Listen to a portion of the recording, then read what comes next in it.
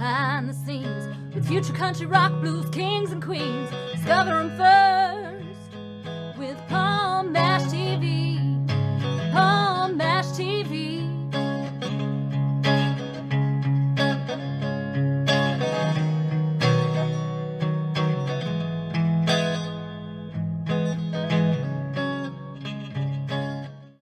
Well, hello there. It's Paul Mash TV time again. Thank you so much for joining us on another episode. We're glad to see you again. We got a great interview coming up for you in just a moment, but don't forget there's that subscribe button there and the bell, and just click those. You'll always be notified of any new episodes coming your way. And we love to hear from you in the comment section, so if you'd like to leave a comment, you're welcome to. And pay attention to the description, because we'll have contact info available for you there. And it's also at the closing credits at the end of the show as well, so stay tuned for that. From Nashville, Tennessee today, we have Tim Graves. As I mentioned in the last episode, we had his brother Ted Graves. And they're both awesome brothers in the country music business. I think you're really going to love it.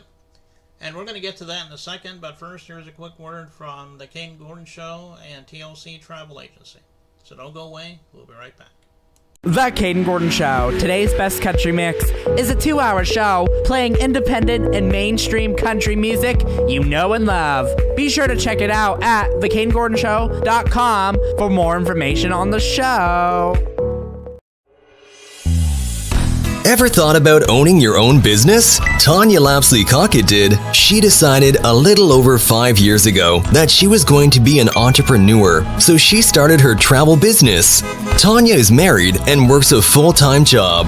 Her business has given her amazing opportunities. Not only does she get to help people create memories by booking their vacations, sporting and entertainment tickets, rental cars, etc., but it has also allowed her to help other families create legacy income. The travel industry is extremely lucrative and is an $8 trillion industry. The travel industry is projected to earn in excess of $15 trillion over the next 10 years. The travel industry pays its professionals up to 70 to 80% commission on the travel that they book for themselves and their clients. As a travel business owner, Tanya books travel and teaches others how to own and operate their own travel business. She is a director in training on the marketing side of her business, where she has helped over 90 families start their own businesses. If you're interested in owning your own travel business, please contact Tanya at 917-743-1199 or at ladytlc3555@me.com.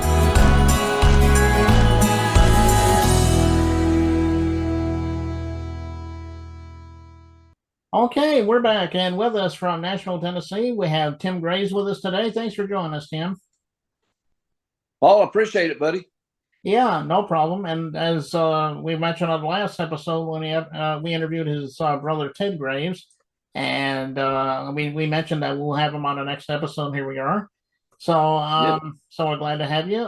Tell us a little bit about how. I'm sure your story is about the same as Ted, but did you grow up in the same kind of thing where you had a musical family and maybe you looked up to your brother or whatever? Tell us a little bit about that. Yeah, Ted was always going around the house, and he was always playing the guitar and singing and stuff. And I got interested in music actually after we moved into Tellico Plains in 1969. We lived there. I was born there. We moved to Detroit and lived up there from 62 till 69. And then Dad moved us back to Tellico. And then I started getting interested in music because Uncle Josh, who Ted mentioned, he was an oboe player for Lester Flatt and Earl Scruggs and Foggy Mountain Boys.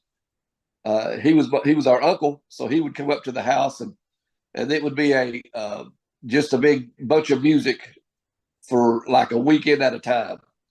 And I just started falling in love with bluegrass music and country music, and I've been doing it as of June 25th of this year. I've been doing it 49 years. Wow, well, a long time. Oh, I guess that kind of makes you a legend there, doesn't it, Tim? Well,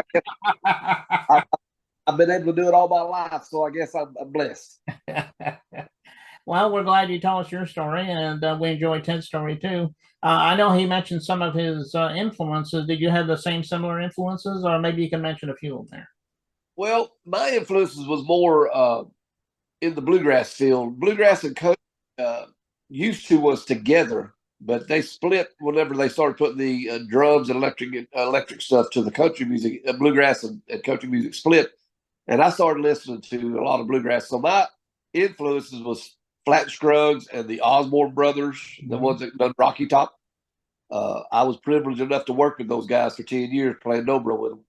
Uh, just people like that that had the real good harmony in their singing, and was a big influence to me. And so, uh, but on the countryside, I love Merle Haggard and George Jones, and then Elvis was a big influence of mine too. And uh, I got to meet.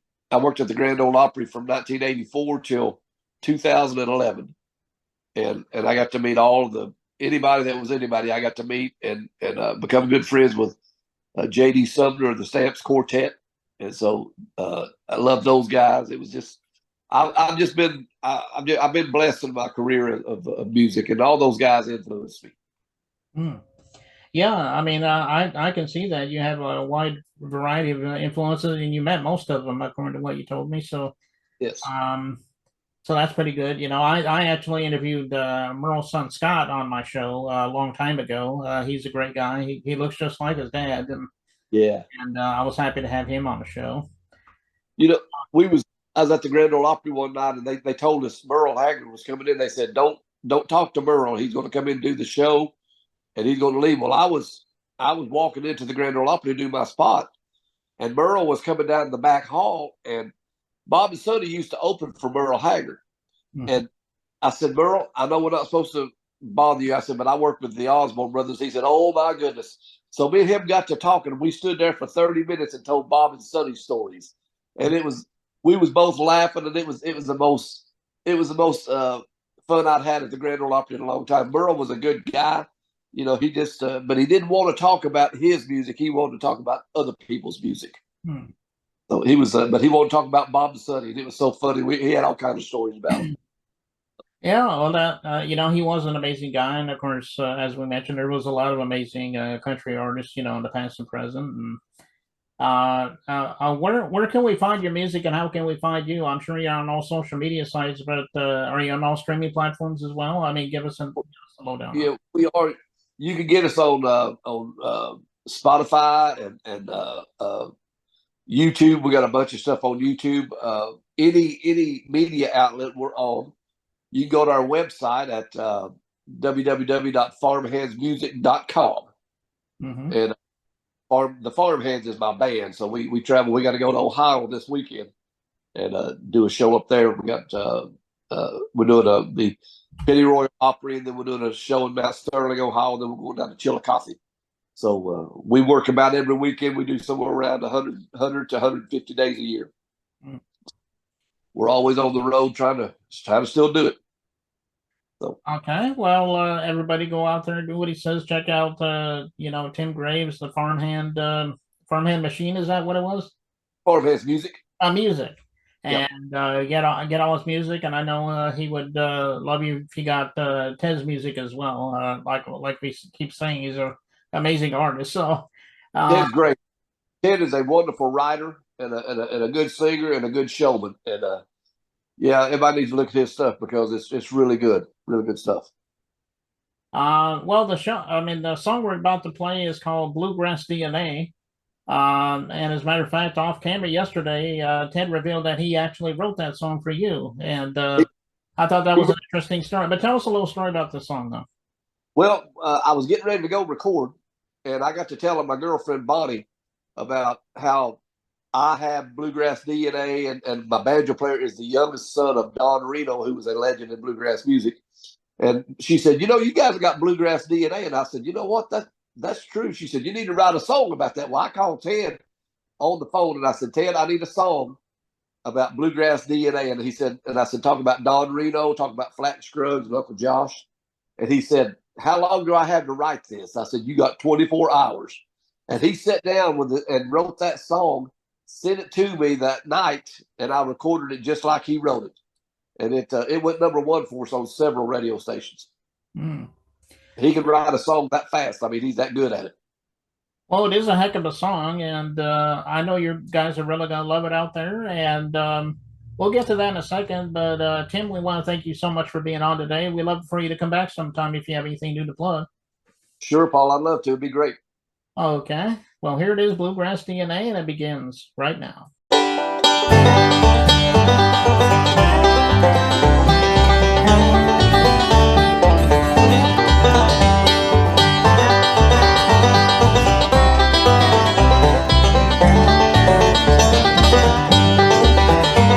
Tonight I'm singing flat, that's Lester Flatt and Scruggs, like Uncle Josh did back in his day. Thank God he showed this kid to play it like he did. I've got bluegrass DNA. No, we can't help it. The music's in our blood. You can hear it in the picking when we play. We'll make sure their songs forever live on. We got bluegrass DNA. We got bluegrass DNA.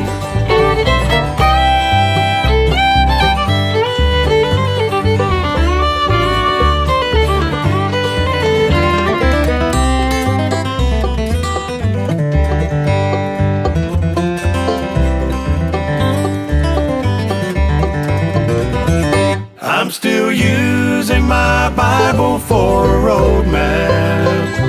My last stop is heaven some sweet day. Thank God you taught this kid to sing it like you did. I've got bluegrass DNA. No, we can't help it. The music's in our blood. You can hear it in the picking when we play. We'll make sure their songs forever live on. We got bluegrass DNA. We got bluegrass DNA.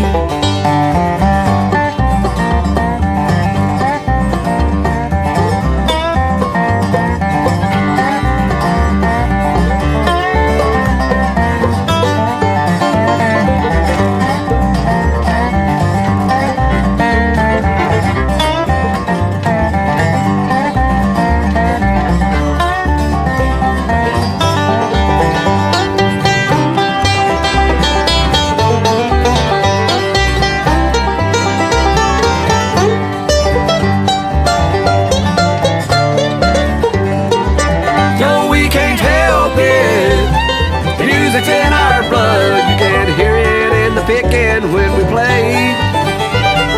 We make sure their songs forever live on. We got bluegrass DNA. We got bluegrass